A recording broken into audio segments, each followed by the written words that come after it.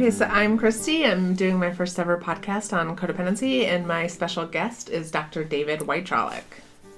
Good to be here. Thanks for having me. Yeah, I'm so glad you can make it. So let's talk about codependency and first go into the definition. So codependency is, any kind of excessive emotional or psychological support on somebody who is struggling with any kind of addiction, mental illness, under-functioning behaviors, anything like that. So some of the signs of a codependent are somebody who has difficulty making decisions, difficulty identifying feelings, especially negative feelings, people-pleasing, a need to control. The list goes on and on. So for you, as a man, can you give an instance when you have experienced codependency? Yeah, so based on some of those signs of codependency, I would say there's a level of that in my previous marriage, my first marriage, my only marriage, ex-marriage, where there was, I felt like a loss of self, I was always turning to her for decisions and unable to kind of communicate my emotions or really even know what I wanted or what was going on with me. It was more of just always just trying to sort of ask permission and, not really communicate very well any emotions. And tiptoe around things. Yeah, for fear of just rocking the boat and causing chaos and another fight. Yeah. So do you feel like her life and her aspirations and her dreams you put those first? Yeah, in our relationship, her career, her career was basically the objective of everything. She was very driven to, get a tenure track teaching position at a university and be the breadwinner, and she was very set on that. And most of the decisions we made as a couple in our marriage, where we lived and moved to, were based on her achieving those goals. Nice. I mean, it was I was a little bit secondary, I felt, to that. So in that situation, I felt like I was kind of the one that was maybe codependent on that situation, because she wanted to be the breadwinner and she also wanted to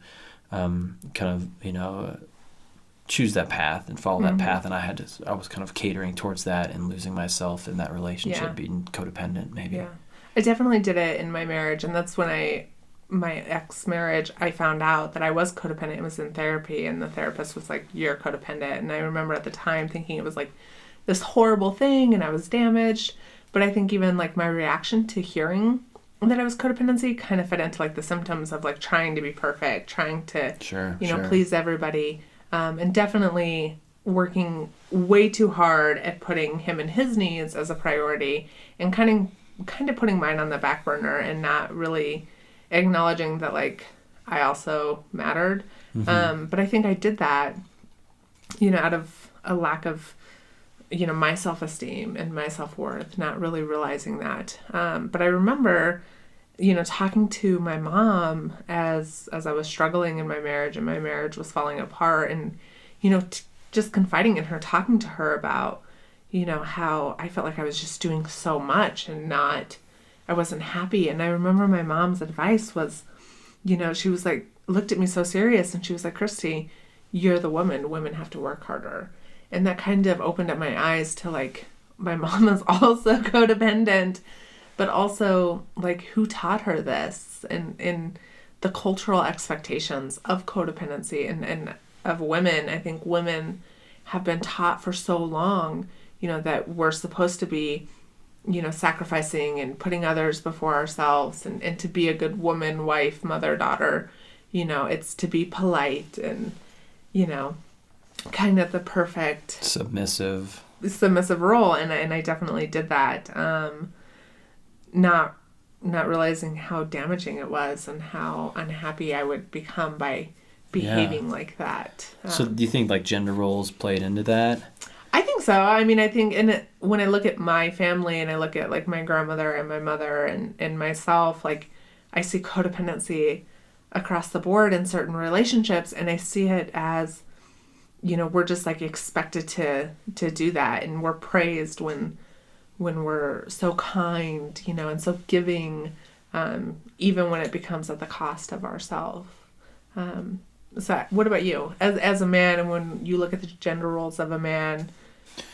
Yeah, I mean, I kind of see that. I definitely see that. I mean, in my parents and their parents, it was kind of the traditional gender roles of, the male works, as a job and brings home the pay, and the mom's kind of more of a homemaker, and my grandfather, grandmothers on both sides, as well as my parents, were kind of in a similar situation where my dad worked full time and my mom, had jobs here and there, but mainly was a homemaker. So being in a situation with my previous marriage where she was very much wanted to be the breadwinner and her career was priority above most everything else, I kind of assumed that opposite role of being more like submissive and sort of like catering to her needs and kind of propping up her career expectations and aspirations. So it was kind of weird because I felt maybe I was codependent much more traditionally as like a woman would in some of those traditional gender role relationships, but I was kind of in that submissive, like, okay, just, whatever you want. What do you think we should do for dinner? What should we do with this? Don't yell at me. And it sucked. I was very unhappy in that situation because I, gender role wise, like I should be on the other side of it. So it was kind of like, it wasn't super fun. I didn't enjoy it. I know when I was like in the thick of my codependency and not really aware, it was the first time I really struggled with the feelings of resentment, and just I was so angry. Yeah, you get angry at the person because like you're unhappy with the situation, but you keep trying to give and lose yourself in it, and like you just become bitter after a while. Yeah, for sure.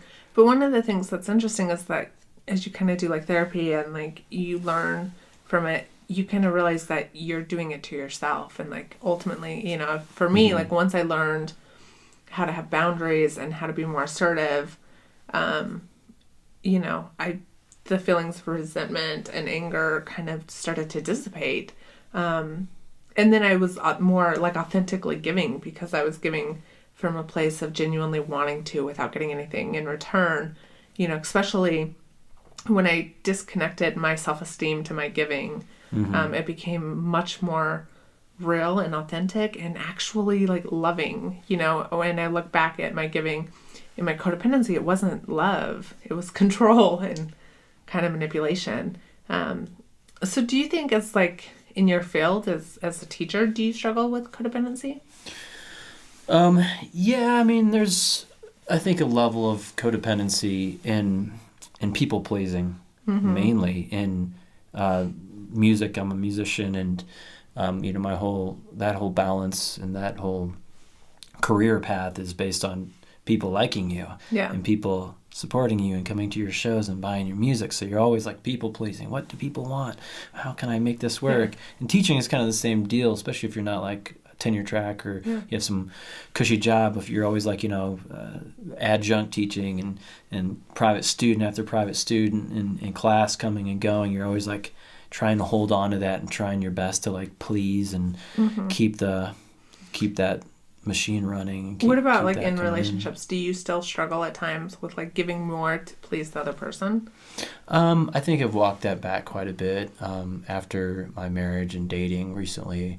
I think I'm way more aware of those unhealthy codependent relationships or falling into those traps of maybe having like expectations based on gender roles of like, I must make more money than the girls I date, or I feel like less of a man, or losing yourself and trying to please somebody who's not really reciprocating with, the amount of giving and back and forth with the relationship. I definitely think for me, I'm just aware of those behavioral tendencies in myself, but I think it'll be something that I'll have to watch for my life. For the rest of my life and be aware of. So yeah, it seems like there's always some level of codependency in every relationship. Yeah. And it can be healthy or it can go to the other extreme and be unhealthy if it's out of balance. Yeah, I think a quick, touch on that. I mean, one of the things from my finding is that like relationships are dimensional and there are times where you are codependent and it's a good thing, like if you're in a relationship and you become sick, you want your partner to sacrifice for you and to be there. It's just knowing that line and knowing when it needs to go back into interdependence and independence, and ebb and flow, And if you're, if the codependent is doing things that the other person is capable of doing and they're preventing them from learning their own lessons, that's when it becomes problematic. So that's it. So thank you. Cool. Thanks Cheers. for having me. Yeah.